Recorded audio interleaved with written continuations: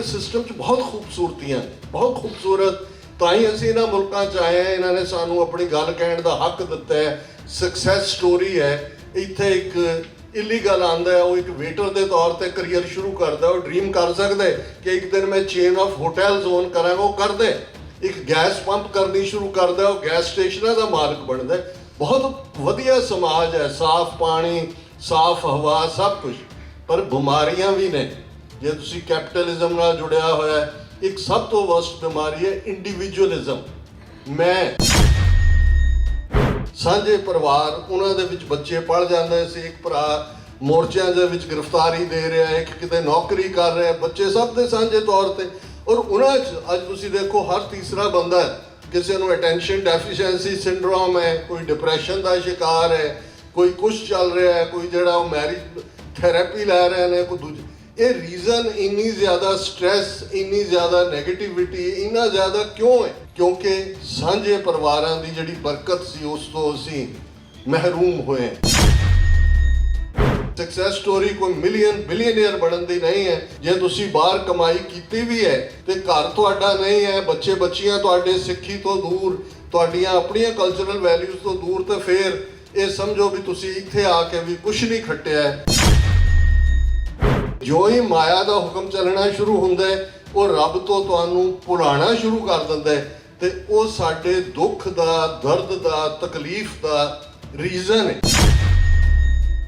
ਬਾਹਰ ਬੈਠੇ ਸਿੱਖ ਜਿਹੜੇ ਨੇ, ਉਹ ਭਾਰਤੀ ਹਕੂਮਤ ਦੇ ਜ਼ੁਲਮਾਂ ਤੋਂ ਬਾਅਦ ਇਸ ਸਿੱਟੇ ਤੇ ਪਹੁੰਚੇ ਨੇ ਕਿ ਬਿਨਾਂ ਖਾਲਿਸਤਾਨ ਦੀ ਕਾਇਮੀ ਤੋਂ ਸਾਡਾ ਕੋਈ ਮਸਲਾ ਹੱਲ ਨਹੀਂ ਹੋਣਾ।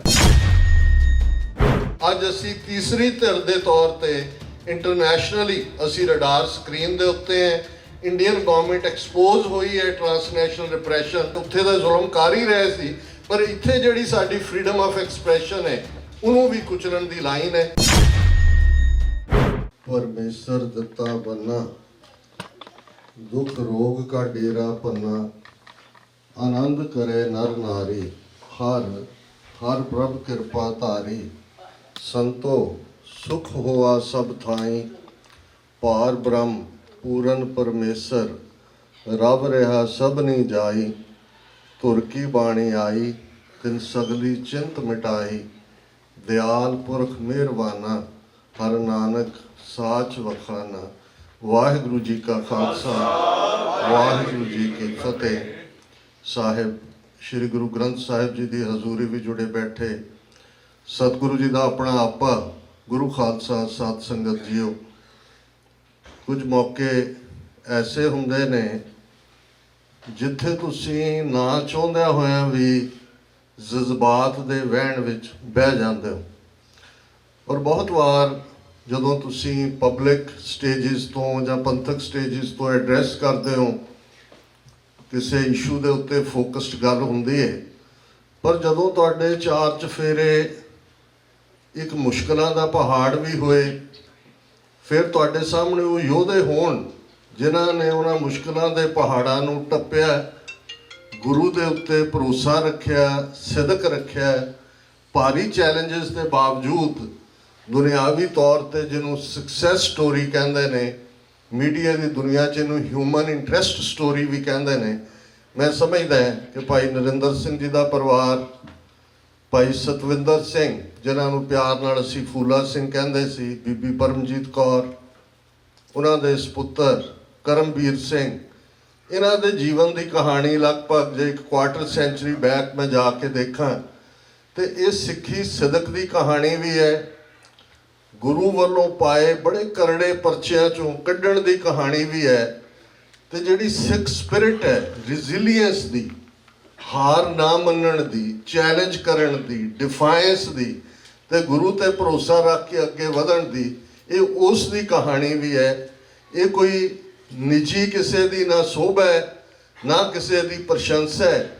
ਇਹ ਇਨਫੈਕਟ ਜਦੋਂ ਅਸੀਂ ਬੀਤੇ ਆਪਣੇ ਇਤਿਹਾਸ ਦੇ ਅੰਦਰ ਵੀ ਦੇਖਦੇ ਹਾਂ ਤੇ ਬਹੁਤ ਸਾਰਾ ਕੁਝ ਐਸਾ ਹੈ ਜਿਸ ਨੂੰ ਜਦੋਂ ਅਸੀਂ ਕਰੰਟ ਪਿਛਲੇ ਘੱਟੋ ਘੱਟ 4 ਦਹਾਕਿਆਂ ਦੇ ਸੰਘਰਸ਼ ਦੇਖਦੇ ਹਾਂ ਜੂਨ 84 ਤੋਂ ਬਾਅਦ, ਤੇ ਫਿਰ ਉਹ ਰਿਮਾਈਂਡਰ ਵੀ ਹੁੰਦਾ ਹੈ ਕਿ ਇੱਕ ਵਾਰਫੀਲਡ ਜੰਗ ਦਾ ਮੈਦਾਨ ਹੈ, ਜਿਸ ਬਾਰੇ ਜਦੋਂ ਬੇਟਾ ਅਜੈ ਸਿੰਘ ਉਸਨੇ ਗੁਰਬਾਣੀ ਦੇ ਔਰ 10ਵੇਂ ਪਾਤਸ਼ਾਹ ਦੀ ਬਾਣੀ ਦੇ ਸ਼ਬਦ ਪੜ੍ਹੇ ਤੇ ਇਹ ਆਪਣੇ ਆਪ ਦੇ ਵਿੱਚ ਸਾਡੇ ਲਈ ਗੁਰੂ ਨਾਨਕ ਪਾਤਸ਼ਾਹ ਦਾ ਇਹ ਸ਼ਬਦ ਹੈ। ਸ਼ਲੋਕ 12 ਤੇ ਵਧੀਕ ਸ਼ਲੋਕ ਹੈ।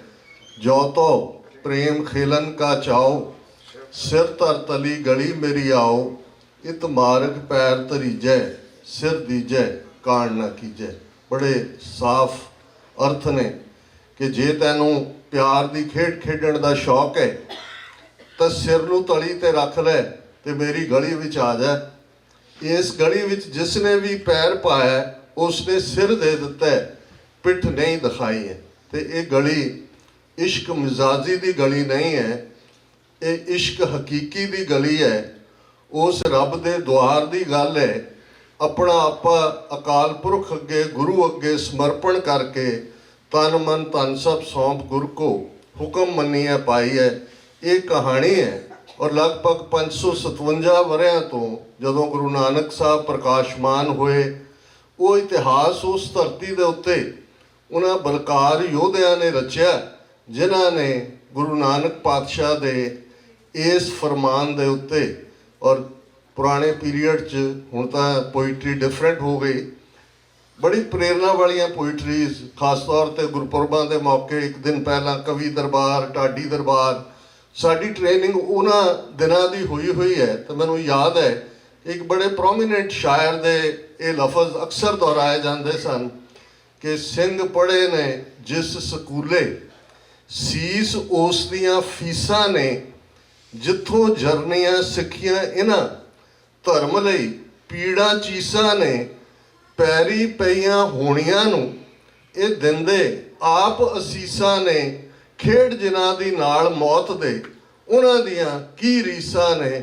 ਇਹੋ ਜਿਹੇ ਮਰ ਜੀਵੜਿਆਂ ਨੂੰ ਕੀ ਕਰਨਾ ਇਹਨਾਂ ਸਰਕਾਰਾਂ ਨੇ, ਜਿੱਦ ਧਰਮ ਦੇ ਲੇਖੇ ਲਾਉਣੀ, ਸਿੱਖਿਆ ਇਹ ਸਰਦਾਰਾਂ ਨੇ। ਇਹ ਸਾਡਾ ਇਤਿਹਾਸ ਜੰਗ ਦੇ ਮੈਦਾਨ ਦੇ ਵਿੱਚ ਵੀ ਅਖੀਰਲੇ ਸਾਹ ਤੱਕ ਜੂਝਣ ਦੀ ਗੱਲ, ਜਿਹੜਾ ਕਬੀਰ ਸਾਹਿਬ ਦਾ ਫਰਮਾਨ ਗੁਰਬਾਣੀ ਦੇ ਰਾਹੀਂ ਸਾਨੂੰ ਦ੍ਰਿੜ ਗੁਰੂ ਨੇ ਕਰਵਾਇਆ, ਗਗਨ ਦਮਾਮਾ ਬਾਜਿਓ, ਪਰਿਓ ਨਿਸ਼ਾਨੈ ਘਾਓ, ਖੇਤ ਜੋ ਮਾਂਡਿਓ ਸੂਰਮਾ, ਅਬ ਜੂਝਣ ਕੋ ਦਾਓ। ਇਹ ਜੇ ਸਾਡੀ ਰਹਿਤ ਮਰਿਆਦਾ ਰਿਮਾਈਂਡਰ ਹੈ ਕਿ ਹਰ ਗੁਰਦੁਆਰਾ ਸਾਹਿਬ 'ਚ ਨਗਾਰਾ ਹੋਣਾ ਚਾਹੀਦਾ ਹੈ, ਜਾਂ ਅਸੀਂ ਨਗਾਰੇ ਦੀ ਚੋਟ ਦੀ ਗੱਲ ਕਰਦੇ ਹਾਂ। ਇਹ ਨਗਾਰਾ ਸਾਡੇ ਅੰਦਰ ਵੀ ਉਸ ਪਿਆਰ ਦਾ, ਨਾਮ ਦਾ ਖੰਡਾ ਖੜਕਾਉਂਦਾ ਹੈ। ਇਹ ਨਗਾਰਾ ਸਾਨੂੰ ਜੰਗ ਦੇ ਮੈਦਾਨ ਵਿੱਚ ਜੂਝਣ ਦੇ ਲਈ ਵੀ ਤਿਆਰ ਕਰਦਾ ਹੈ ਕਿ ਉਸ ਨਗਾਰੇ ਦੇ ਉੱਤੇ ਚੋਟ ਲੱਗੀ ਤੇ ਸੂਰਮੇ ਜੰਗ ਦੇ ਮੈਦਾਨ ਵਿੱਚ ਉਤਰੇ ਤੇ ਸੂਰਾ ਸੋ ਪਹਿਚਾਨੀ ਹੈ ਜੋ ਲੜੈ ਦੀਨ ਕੇ ਹੇਤ, ਪੁਰਜ਼ਾ ਪੁਰਜ਼ਾ ਕੱਟ ਮਰੈ, ਕਬੂ ਨਾ ਛਾੜੈ ਖੇਤ। ਪੁਰਜ਼ਾ ਪੁਰਜ਼ਾ, ਟੁਕੜਾ ਟੁਕੜਾ। ਔਰ ਇਹ ਕਹਾਣੀ ਜੰਗ ਦੇ ਮੈਦਾਨ 'ਚ ਵੀ, ਤੇ ਜਦੋਂ ਸਿੱਖੀ ਦੀ ਪਰਖ ਜਲਾਦ ਜਾਂ ਕਾਜ਼ੀ ਜਾਂ ਫਤਵਿਆਂ ਜਾਂ ਅੱਜ ਦੇ ਇੰਟਰੋਗੇਸ਼ਨ ਸੈਂਟਰਾਂ ਦੀ ਕਹਾਣੀ ਦੇ ਨਾਲ ਜੋੜ ਕੇ ਦੇਖੀਏ, ਤੇ ਫਿਰ ਜੇ ਜਲਾਦ ਗੁੱਟ ਫੜਦਾ ਤੇ ਭਾਈ ਸਾਹਿਬ ਉਸ ਨੂੰ ਯਾਦ ਦਹਾਨੀ ਕਰਵਾਉਂਦੇ ਨੇ ਕਿ ਭਾਈ ਮੈਂ ਆਪਣੇ ਮਾਲਕ ਦਾ ਹੁਕਮ ਬਜਾ ਰਿਹਾ, ਤੇਰੇ ਮਾਲਕ ਨੇ ਤੇਰੇ ਕਾਜ਼ੀ ਦਾ ਫਤਵਾ ਬੰਦ ਕੱਟਣ ਦਾ, ਪਹਿਲਾਂ ਮੇਰੇ ਪੋਟੇ ਕੱਟ। ਇਹ ਵੀ ਉਸ ਸਿੱਖੀ ਦੇ ਸਕੂਲ ਦੀ ਪਰਖ ਦੀ ਕਹਾਣੀ ਹੈ। ਤੇ ਫਿਰ ਜੀਵਨ ਸੰਘਰਸ਼। ਬਹੁਤ ਵਾਰ ਮੈਂ ਆਪਣੇ ਪਿਤਾ ਜੀ ਦੇ ਨਾਲ ਜਦੋਂ ਯੰਗਰ ਡੇਜ਼ ਦੇ ਵਿੱਚ ਰੂਹਾਨੀਅਤ ਦੀ ਜਾਂ ਦੁਨੀਆ 'ਚ ਗ੍ਰਸਤ ਔਰ ਉਦਾਸ ਹੋ ਕੇ ਗ੍ਰਸਤ ਤੋਂ ਰੂਹਾਨੀਅਤ ਦੀਆਂ ਉਚਾਈਆਂ ਛੂਹਣ ਦੀ ਗੱਲ ਕਰਦਾ ਸੀ, ਤੇ ਉਹਨਾਂ ਨੇ ਮੈਨੂੰ ਕਹਿਣਾ ਕਿ ਵੀ ਨਹੀਂ, ਇਹ ਜਿਹੜਾ ਉਦਾਸੀ ਦਾ ਰਸਤਾ ਹੈ, ਦੁਨੀਆ ਤੋਂ ਭੱਜਣ ਦਾ ਰਸਤਾ ਹੈ, ਇਹ ਇੱਕ ਤਾਂ ਗੁਰੂ ਸਾਹਿਬ ਨੂੰ ਪ੍ਰਵਾਨ ਨਹੀਂ, ਤੇ ਦੂਸਰਾ ਉਹਨਾਂ ਨੇ ਕਿਹਾ ਵੀ ਅਸਲੀ ਪਰਖ ਤਾਂ ਗ੍ਰਸਤ ਵਿੱਚ ਹੁੰਦੀ ਹੈ ਕਿ ਜਦੋਂ ਤੁਸੀਂ ਤੰਗਦਸਤੀ 'ਚੋਂ ਗੁਜ਼ਰਦੇ ਹੋ, ਜਦੋਂ ਤੁਸੀਂ ਸਿਹਤ ਦੇ ਪੱਖ ਤੋਂ ਕਮਜ਼ੋਰ ਹੁੰਦੇ ਹੋ, ਆਰਥਿਕ ਪੱਖ ਤੋਂ ਕਮਜ਼ੋਰ ਹੁੰਦੇ ਹੋ, ਬਹੁਤ ਪਿਆਰਿਆਂ ਦੇ ਨਾਲ ਵਿਛੋੜੇ ਹੁੰਦੇ ਨੇ, ਉਦੋਂ ਤੁਸੀਂ ਕਾਇਮ ਰਹਿ ਸਕਦੇ ਹੋ ਕਿ ਨਹੀਂ। ਇਹ ਅਸਲ ਦੇ ਵਿੱਚ ਰੂਹਾਨੀਅਤ ਦਾ ਟੈਸਟ ਗ੍ਰਸਤ ਦੇ ਵਿੱਚ ਹੈ। ਔਰ ਬਹੁਤ ਵਾਰ ਇਹ ਗੱਲ ਬਹੁਤ ਹਕੀਕਤ ਵਾਲੀ ਹੈ ਕਿ ਜਦੋਂ ਜ਼ਿੰਦਗੀ ਦੇ ਵਿੱਚ ਟੈਸਟ ਹੁੰਦਾ ਹੈ, ਔਰ ਸ਼ਾਇਦ ਸੱਚ ਦੇ ਉੱਤੇ ਬਹੁਤ ਕੁਝ ਲਿਖਿਆ ਗਿਆ ਹੈ, 5-6 ਹਜ਼ਾਰ ਸਾਲ ਦੀ ਹਿਊਮਨ ਹਿਸਟਰੀ ਹੈ, ਤੁਸੀਂ ਸਾਰੇ ਮਜ਼ਹਬ, ਸਾਰੇ ਫਲਸਫੇ ਫੋਲ ਕੇ ਦੇਖੋ, 4 ਵੱਡੇ ਆਰਗੇਨਾਈਜ਼ਡ ਰਿਲੀਜਨ ਮਿਡਲ ਈਸਟ ਦੇ ਵਿੱਚ ਆਏ, ਜੂਡਿਜ਼ਮ, ਕ੍ਰਿਸਚੀਅਨਿਟੀ, ਜ਼ੋਰੈਸਟਰੀਅਨਿਜ਼ਮ, ਇਸਲਾਮ।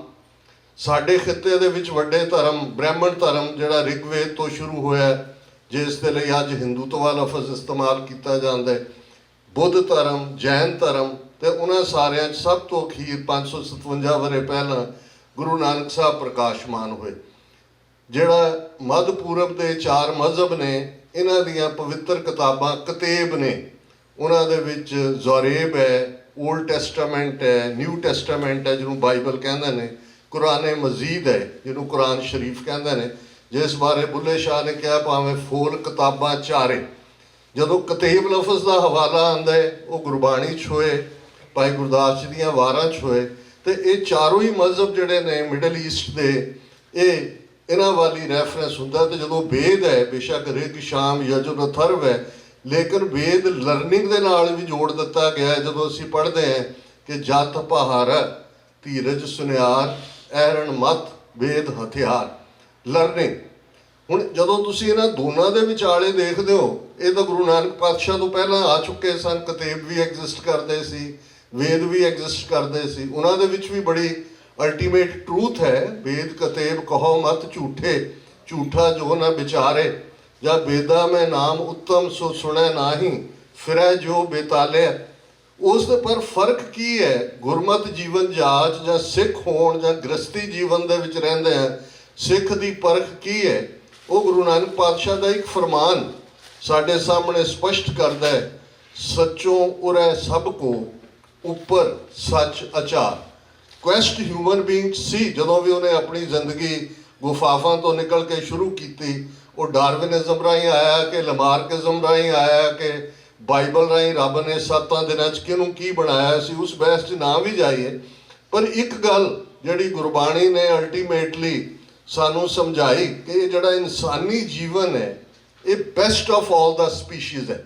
ਜੂਨਾ 84 ਲੱਖ ਨੇ, ਵੱਧ ਨੇ, ਘੱਟ ਨੇ, ਇਹ ਕੁਛ ਚੀਜ਼ਾਂ ਜਿਹੜੀਆਂ ਨੇ ਉਹ ਸਟੈਂਡਰਡ ਹੁੰਦਾ ਹੈ। ਮਤਲਬ ਇਹ ਹੈ ਕਿ ਜੋ ਅਸੀਂ ਬਣੇ ਹੈ, ਅਸੀਂ ਫਾਈਨੈਸਟ ਸਪੀਸ਼ੀਜ਼ ਹੈ ਇਸ ਪਲੈਨਟ ਦੇ ਉੱਤੇ, ਜਿਸ ਨੂੰ ਗੁਰੂ ਸਾਹਿਬ ਨੇ ਯਾਦ ਦਹਾਨੀ ਕਰਵਾਈ, ਸਰਬ ਜੋਨ ਤੇਰੀ ਪਨਿਹਾਰੀ, ਇਸ ਧਰਤੀ ਮੈਂ ਤੇਰੀ ਸਿੱਖਦਾਰੀ। ਕਿ ਸਾਰੀ ਜਿੰਨੀ ਫਾਰਮ ਆਫ ਲਾਈਫ ਹੈ ਤੇਰਾ ਪਾਣੀ ਭਰਦੀ ਹੈ, ਤੇਰੀ ਸਰਦਾਰੀ ਹੈ। ਫਿਰ ਇਹ ਵੀ ਯਾਦ ਦਹਾਨੀ ਕਰਾਈ ਕਿ ਜਿਹੜੀ ਹਿਊਮਨ ਲਾਈਫ ਹੈ ਇਹ ਬਹੁਤ ਪ੍ਰੈਸ਼ੀਅਸ ਹੈ। ਬਹੁਤ ਵਾਰ ਅਸੀਂ ਦੇਵਤਿਆਂ ਨੂੰ ਜਾਂ ਫਰਿਸ਼ਤਿਆਂ ਨੂੰ ਬਹੁਤ ਵੱਡੇ ਗਿਣਦੇ, ਪਰ ਦੇਵਤੇ ਜਾਂ ਫਰਿਸ਼ਤੇ ਇਨਸਾਨ ਨੂੰ ਨਹੀਂ ਡੀਕਦੇ ਕਿ ਵੀ ਅਸੀਂ ਇਨਸਾਨ ਦੇ ਜਿਹੜੇ ਹੈ ਸੱਦੇ ਤੇ ਕਿਵੇਂ ਪਹੁੰਚਣਾ। ਉਹ ਇਹ ਇਨਸਾਨ ਦੀ ਜੂਨ 'ਚ ਆਉਣਾ ਲੋਚਦੇ ਨੇ। ਜਿਸ ਦੇਹੀ ਕੋ ਸਿਮਰੈ ਦੇਵ, ਸਾ ਦੇਹੀ ਪਜ ਹਰ ਕੀ ਸੇਵ। ਦੇਵ, ਐਂਜਲਸ, ਫਰਿਸ਼ਤੇ, ਇਹ ਤੁਹਾਨੂੰ ਸਾਰੀਆਂ ਕਹਾਣੀਆਂ ਬਾਈਬਲ ਦੇ ਵਿੱਚ ਕੁਰਾਨ ਮਜੀਦ 'ਚ ਮਿਲਣਗੀਆਂ ਕਿ ਕਿਹੜਾ ਫਰਿਸ਼ਤਾ ਜਾਂ ਕਿਹੜਾ ਜਿੰਨ। ਜਦੋਂ ਜਿੰਨ ਕਿਹਾ ਜਾਂਦਾ, ਸਾਰੇ ਜਿੰਨ ਮਾੜੇ ਨਹੀਂ ਹੁੰਦੇ। ਜਿੰਨਾਤ ਦੇ ਵਿੱਚ ਚੰਗੇ ਜਿੰਨ ਨੇ ਜਿਹੜੇ ਬੈਕ ਐਂਡ ਕਾਲ ਦੇ ਉੱਤੇ ਹੁੰਦੇ ਨੇ, ਤੁਹਾਡੀ ਡਿਵਿਨਿਟੀ ਦੇ ਉੱਤੇ ਤੁਹਾਡੇ ਕੋਲ ਆਉਂਦੇ ਨੇ।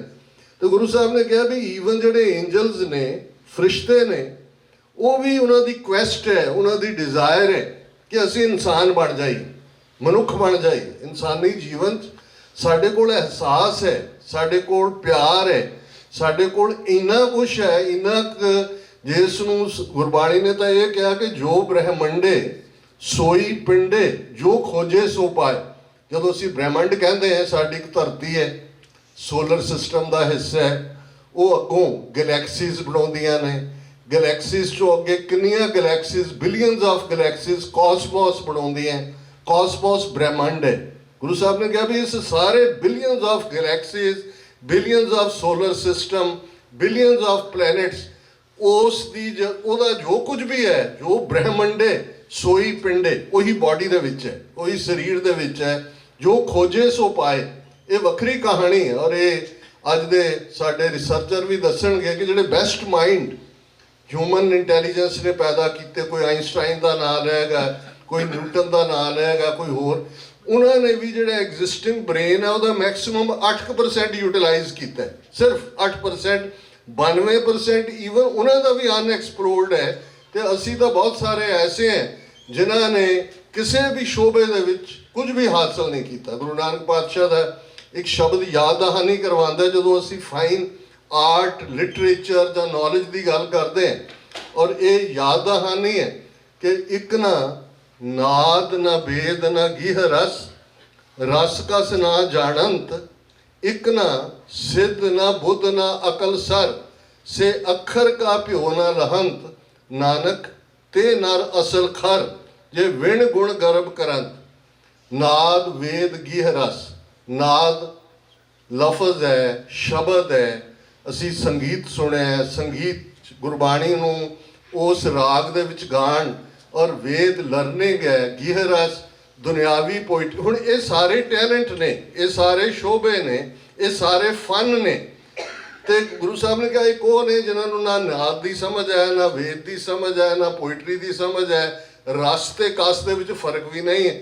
ਹੁਣ ਜੇ ਅਸੀਂ ਦੁਨਿਆਵੀ ਚੀਜ਼ਾਂ, ਟੀ ਹੈ, ਕੌਫੀ ਹੈ, ਸਾਨੂੰ ਪਤਾ ਹੈ ਐਸਪ੍ਰੈਸੋ ਦਾ ਡਿਫਰੈਂਟ ਟੇਸਟ ਹੈ, ਨੈਸਕੈਫੇ ਦਾ ਡਿਫਰੈਂਟ ਟੇਸਟ। ਇਹ ਰਸ ਕਸ ਜਿਹਦੇ 'ਚ ਅਸੀਂ ਡਿਫਰੈਂਸ਼ੀਏਟ ਕਰਦੇ ਹਾਂ, ਉਹ ਵੀ ਉਹਨਾਂ 'ਚ ਕਿਸੇ 'ਚ ਕੋਈ ਟੈਲੈਂਟ ਨਹੀਂ ਹੈ।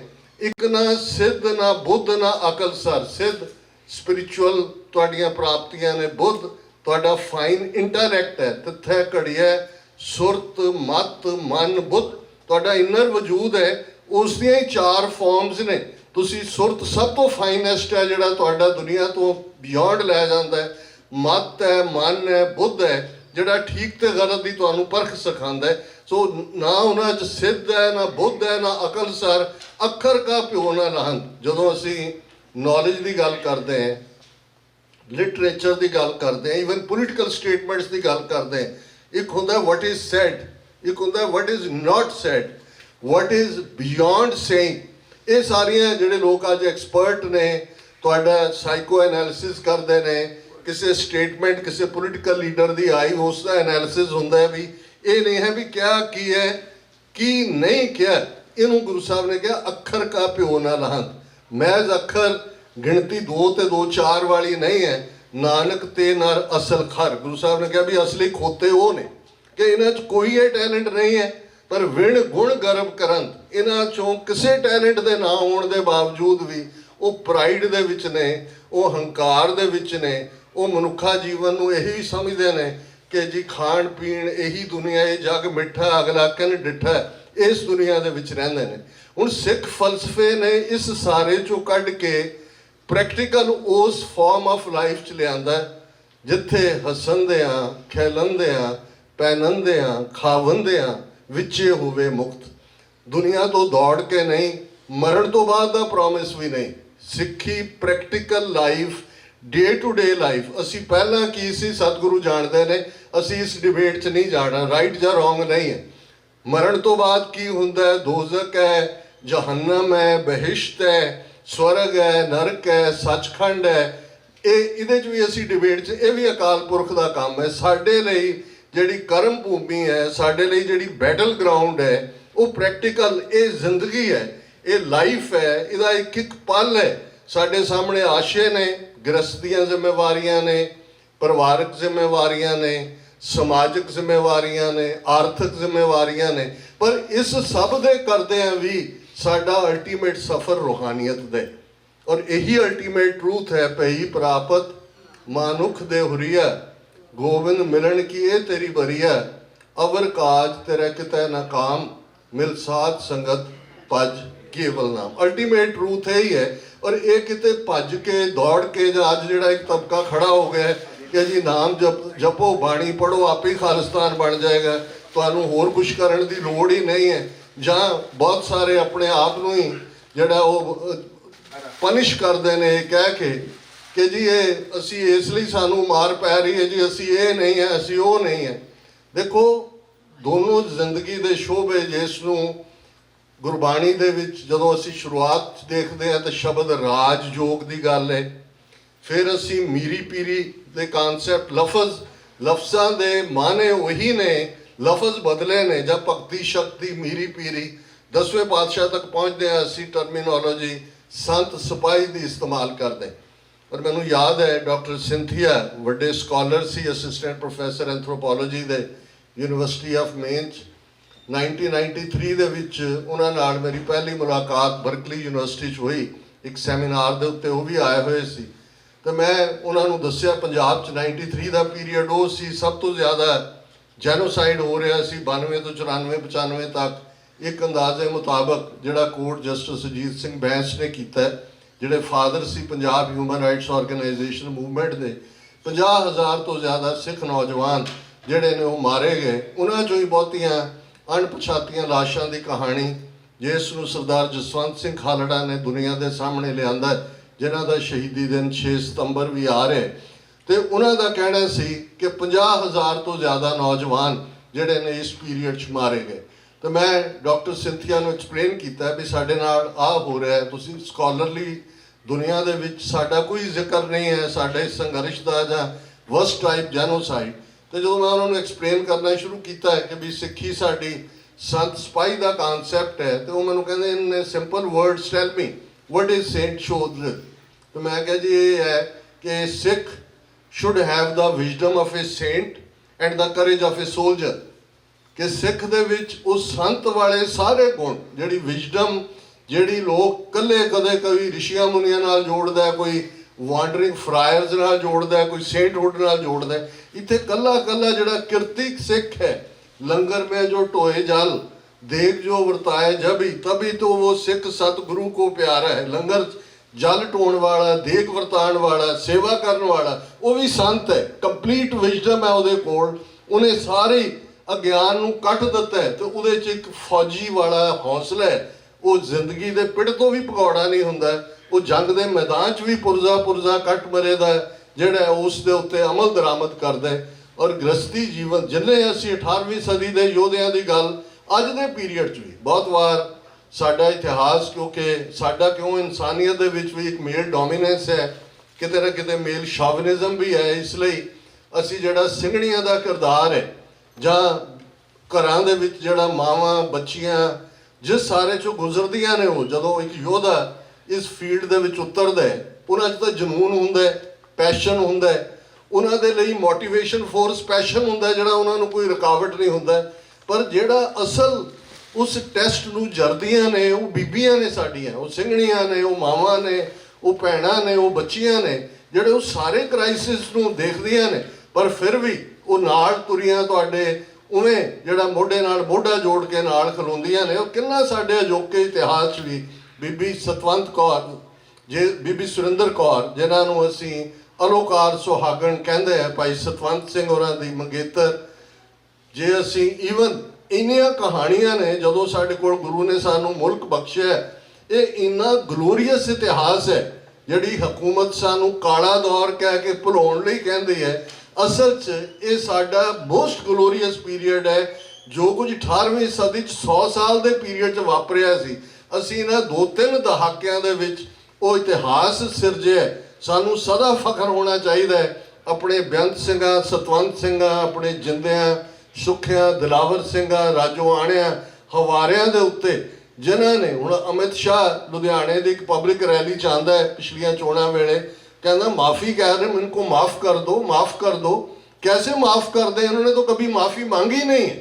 ਹੁਣ ਜਿਹੜੀ ਗੱਲ ਦੁਸ਼ਮਣ ਨੂੰ ਤਕਲੀਫ ਦਿੰਦੀ ਹੈ, ਜਿਹੜੀ ਮੈਂ ਡਿਫਾਇੰਸ ਦੀ ਗੱਲ ਕੀਤੀ, ਉਹ ਸਾਡੀ ਪੰਥਕ ਜੀਵਨ 'ਚ ਹੋਏ, ਨਿੱਜੀ ਜ਼ਿੰਦਗੀ 'ਚ ਹੋਏ, ਕਿ 30-30 ਸਾਲ ਜਵਾਨੀਆਂ ਸਾਰੀਆਂ ਜੇਲ੍ਹਾਂ 'ਚ ਗਲ ਗਈਆਂ। ਉਹ ਚਾਹੁੰਦੇ ਨੇ ਇੱਕ ਵਾਰੀ ਗੋਡਾ ਟੇਕ ਦਿਓ, ਇੱਕ ਵਾਰੀ ਮੁਆਫੀ ਮੰਗ ਲਓ, ਉਹਨਾਂ ਨੂੰ ਬਹੁਤ ਇਸ ਦੇ ਨਾਲ ਤਸੱਲੀ ਹੋਏਗੀ।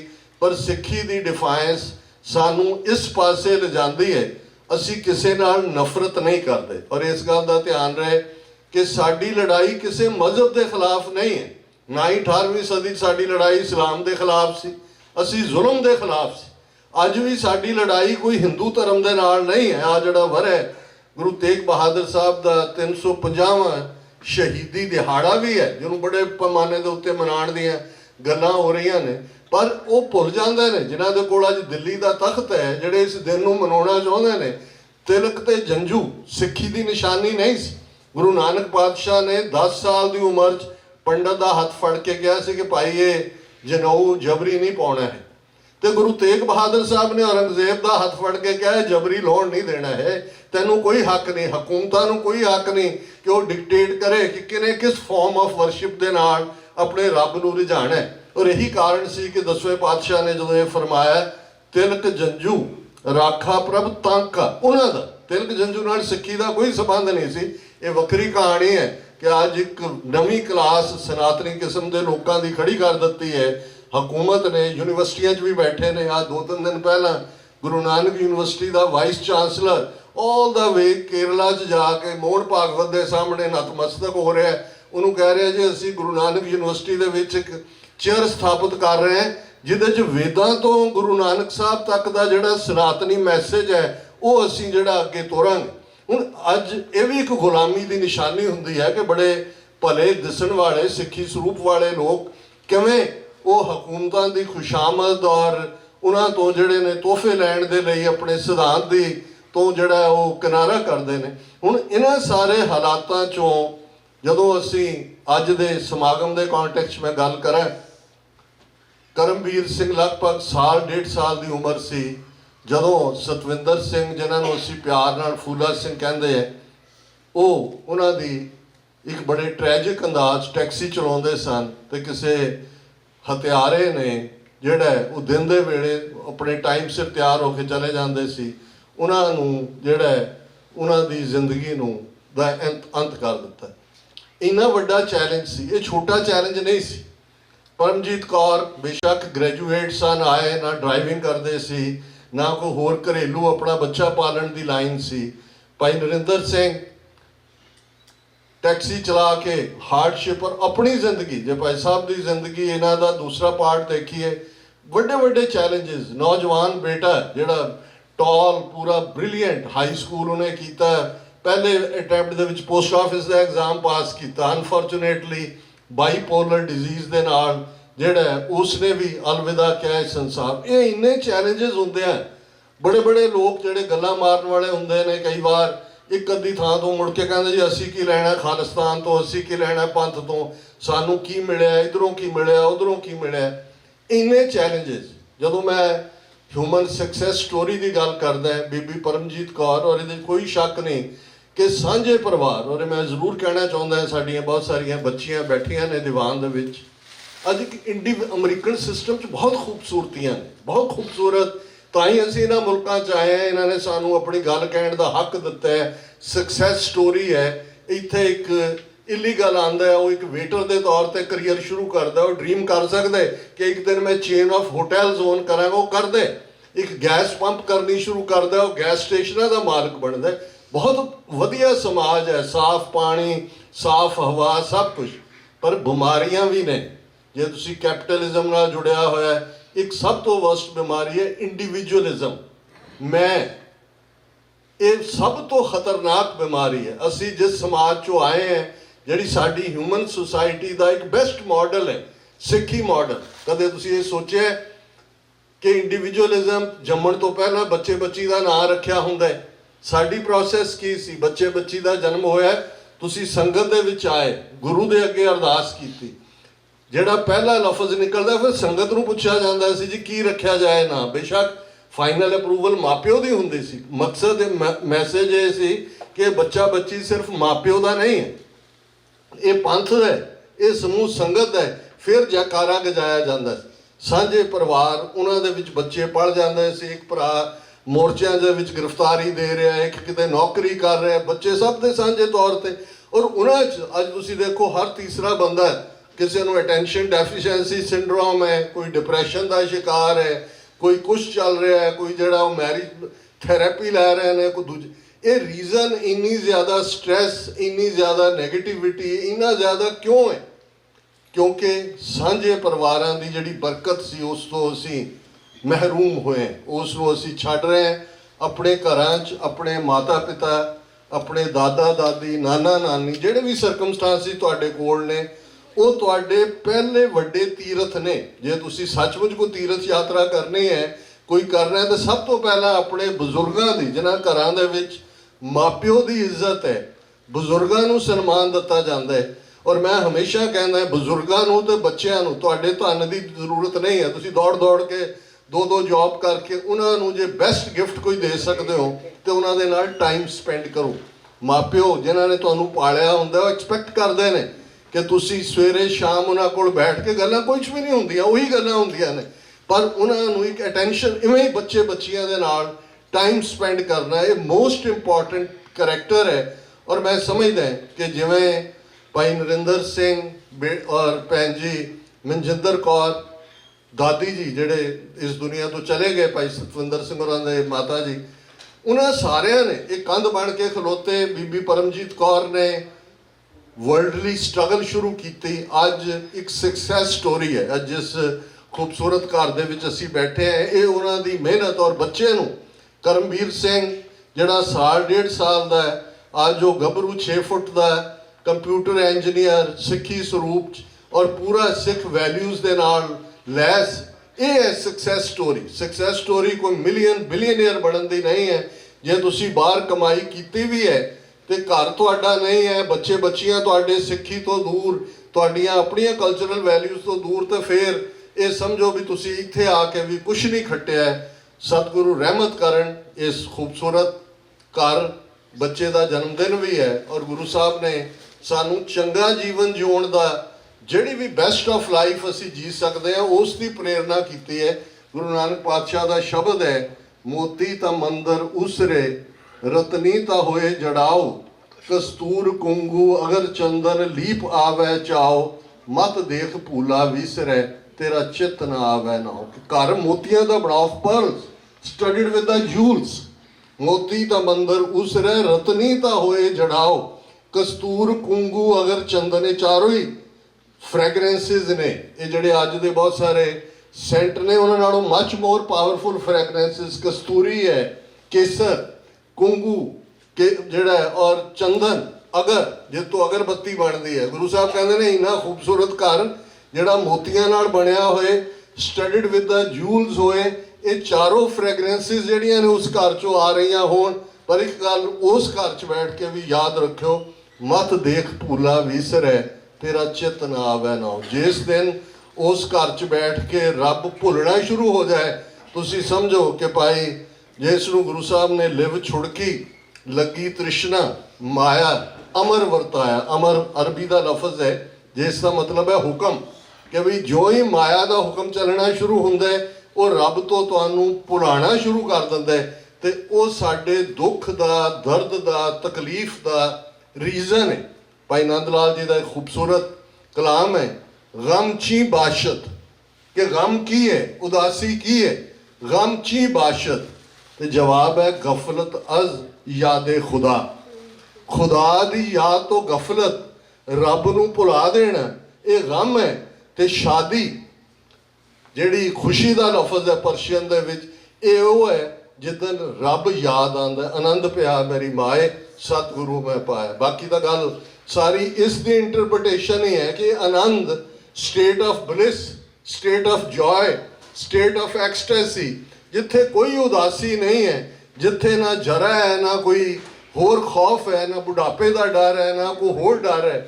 ਉਹ ਉਸੇ ਦੁਨੀਆ 'ਚ ਹੈ ਜਿੱਥੇ ਸਤਿਗੁਰੂ ਮੈਂ ਪਾਇਆ। ਸਤਿਗੁਰੂ ਰਹਿਮਤ ਕਰਨ, ਇਹ ਘਰ ਸੁਹਾਣਾ ਵੀ ਹੋਏ ਔਰ ਇਵੇਂ ਹੀ ਪਰਿਵਾਰ ਦਾ ਆਪਸੀ ਪਿਆਰ ਆਪਸ ਦੇ ਵਿੱਚ ਬਣਿਆ ਰਹੇ। ਔਰ ਮੈਂ ਕਨਕਲੂਜਨ 'ਚ, ਜਿਵੇਂ ਭਾਈ ਸਾਹਿਬ ਨੇ ਦੱਸਿਆ, ਤੁਸੀਂ ਸਾਰੇ ਜਾਣੂ ਹੋ, ਤੁਸੀਂ ਸਾਰੇ ਐਕਟਿਵਿਸਟ ਹੋ, ਕਿ ਖਾਲਿਸਤਾਨ ਰੈਫਰੈਂਡਮ ਦੀਆਂ ਵੋਟਾਂ ਜਿਹੜੀਆਂ 17 ਅਗਸਤ ਨੂੰ ਨੇ, ਇਹ ਬੇਸ਼ੱਕ ਨੌਨ ਬਾਈਂਡਿੰਗ ਰੈਫਰੈਂਡਮ ਹੈ, ਪਰ ਇਹ ਸਾਡੀ ਵਿਲ ਸ਼ੋ ਕਰਦੇ ਕਿ ਭਾਈ ਬਾਹਰ ਬੈਠੇ ਸਿੱਖ ਜਿਹੜੇ ਨੇ, ਉਹ ਭਾਰਤੀ ਹਕੂਮਤ ਦੇ ਜ਼ੁਲਮਾਂ ਤੋਂ ਬਾਅਦ ਇਸ ਸਿੱਟੇ ਤੇ ਪਹੁੰਚੇ ਨੇ ਕਿ ਬਿਨਾਂ ਖਾਲਿਸਤਾਨ ਦੀ ਕਾਇਮੀ ਤੋਂ ਸਾਡਾ ਕੋਈ ਮਸਲਾ ਹੱਲ ਨਹੀਂ ਹੋਣਾ। ਇਹ ਖਾਲਿਸਤਾਨ ਕਿਸੇ ਦਾ ਹੱਕ ਮਾਰਨਾ ਨਹੀਂ ਹੈ, ਕਿਸੇ ਦਾ ਹੱਕ ਖੋਣਾ ਨਹੀਂ ਹੈ, ਕਿਸੇ ਨਾਲ ਨਫ਼ਰਤ ਦਾ ਨਾਂ ਨਹੀਂ ਹੈ।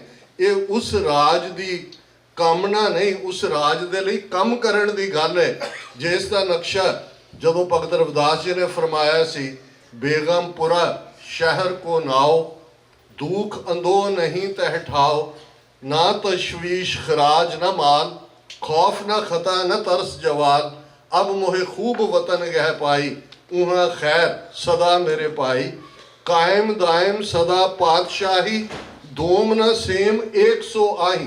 दोम हुंदा दो, तीन जिहड़ा सेम है तीन, कि जिथे कोई second class third class citizen नहीं है, अव्वल है, सारे फर्स्ट क्लास सिटीजन ने। तो गुरु अर्जन साहब ने उस ब्रॉडर मिशन स्टेटमेंट सानू दित्ती हुई है। हुण हुक्म हुआ मेहरवान दा, पै कोई न किसे रिंझाण दा, सब सुखाली उठिया, ये हुआ हलीमी राज जियो।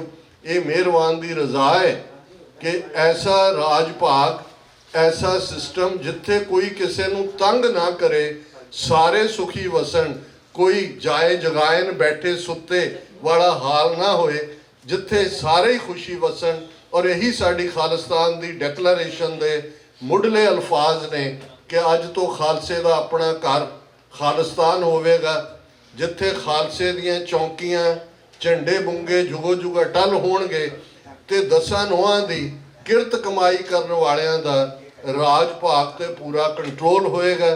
खालिस्तान उस मुल्क की कामना है जिथे बिना जात, रंग, नस्ल, धर्म, जेंडर दे वितकरे दे सारे ही सिटीजनस परस्यूट ऑफ हैप्पीनेस कर सकणगे। सो ये गुजारिश है कि वध तो वध गिणती ऐतवार का दिन होना है 17 अगस्त का, और मोस्ट लाइकली वाइट हाउस के सामने ही वोटां का प्रबंध होना है। पब्लिक रैली टाइप उन्होंने कन्वर्ट करन दी जिहड़ी है वो अपनी अपील की है। सो तुसी मार्क करो अपने कैलेंडर ते। हार्मलैस एक्सरसाइज है, ये सिंबॉलिज्म इहदा बड़ा इंपॉर्टेंट है। राजधानी जदों कोई भी चीज़ होंदी है ये मैसेज भी है। और जो कुछ सिस्टम इस वेले चल रहा है प्रेजिडेंट ट्रंप के थल्ले, सिख फैक्टर एक इंपॉर्टेंट फैक्टर के तौर पर उभरिया है। करंट स्ट्रगल जी इंडिया पाकिस्तान की 4 रोज़ा 7, 8, 9, 10 मई नूं ड्रोन और मिसाइल वॉरफेयर हुई, सिख फैक्टर ना सिर्फ न्यूट्रल फैक्टर सी बल्कि सिखा ने कहा भी असी इस जंग नूं बिल्कुल नहीं चाहते। उधर साडा ननकाना साहब है, करतारपुर है, इधर साडा दरबार साहब है। अज असी तीसरी धिर के तौर पर इंटरनैशनली असी रडार स्क्रीन के उत्ते हैं। इंडियन गवर्नमेंट एक्सपोज हुई है ट्रांसनैशनल रिप्रैशन जो उन्होंने 6 मई 2023 नूं लाहौर भाई परमजीत सिंह पंजवड़ नूं शहीद किया। 15 जून 2023 नूं यूके के बर्मिंघम शहर भाई अवतार सिंह खंडा नूं कैमिकल वैपन इस्तेमाल करदे मारिया। और 18 जून 2023 नूं भाई हरदीप सिंह निज्जर जिहड़े गुरु नानक पातशाह की याद गुरुद्वारा साहब सरी उहदे मुख सेवादार सन, उन्होंने गुरुद्वारे के पार्किंग लॉट के विच जिहड़ा वो शहीद किया। और अमरीका गुरपतवंत सिंह पन्नू मर्डर प्लॉट जिहड़ा अमरीकन एजेंसियां की मुस्तैदी ने फाइल किया। इस सारे तो बाद 2 दिन पहले ब्रिटिश पार्लीमेंटरी कमेटी जिहड़ी उन्होंने लॉर्ड्स की है उन्होंने रिपोर्ट जारी की है। उन्होंने भी हुण इंडिया नूं उन्हां मुल्कां की श्रेणी दे विच रखिया जिहड़े ट्रांसनैशनल डिप्रैशन करते हैं। उत्थे तो जुल्म कर ही रहे सी पर इत्थे जिहड़ी साडी फ्रीडम ऑफ एक्सप्रैशन है उन्होंने भी कुचलन की लाइन है। सो इसदा एक सिंपल आंसर यह है कि असी डेमोक्रेटिक तरीके दे नाल जिहड़ा UN चार्टर के थल्ले साडा हक बनदा है कि असी आज़ाद मुल्क खालिस्तान चाहुंदे हैं। भारत, पाकिस्तान, चीन तीनों न्यूक्लीयर पावर्स ने ये इन्हां दे विचाले खालिस्तान एक वो आइडियल स्टेट होएगा। बेशक दुनिया 193 मुल्क ने, असी जिस अमरीका च रहिंदे हैं सानू कोई रुकावट नहीं है, असी अपना धर्म प्रैक्टिस भी करते हैं, नगर कीर्तन भी करते हैं, कारोबार करने वाले भी हैं। लेकिन जिहड़ा आदर्श सिस्टम गुरु साहब ने गुरमत के अंदर सानू दिता है, साडे कोल एक खिता होना बड़ा जरूरी है जिथे असी 10 गुरु साहबान दियां सिक्ख्यावां ते आधारित वो राज भाग कायम करिए कि दुनिया देख के कहे कि भाई जे इंसानियत के लिए इस प्लैनेट के उत्ते कोई। और मैं अक्सर जो फलस्तीन का इशू सी मैं कहा जी जे साडे कोल मुल्क हुंदा तुसीं तां बैठे देख रहे हो जी स्टेट होनी चाहिए है। दूजा रोज़ गजा दे विच वो लोग जिहड़े विचारे एड लैण लई खड़े ने उन्होंने मारिया जा रहा। मैं कहा असीं सब तो पहलां फौजां उतार देणियां सी जाके बिना परवाह कीते कि उहदे कॉन्सीक्वेंस की हुंदे ने, क्योंकि सिख जुल्म नूं सह ही नहीं सकता किसी नाल भी हो रहा होए। सो वो आदर्श तां ही होएगा जे तुहाडा अपना मुल्क होएगा। सतगुरु रहमत करन वो दिन दूर नहीं जदों दरियाए जमुना तो वाघा तक इंडिपेंडेंट सॉवरन नेशन खालिस्तान एक हकीकत होएगा। पुरातन सिंघां दा विश्वास जिस नूं साडे निहंग सिंह अक्सर इस कपलेट नूं भी राज करेगा खालसा दे नाल पढ़दे हुंदे सी, दिल्ली तख्त पर बहेगी आप गुरु की फौज, छतर चलेंगे शीश पर बड़ी करेगी मौज। किसी भी भुल चुक लई मुआफ़ी। वाहिगुरू जी का खालसा वाहिगुरू जी।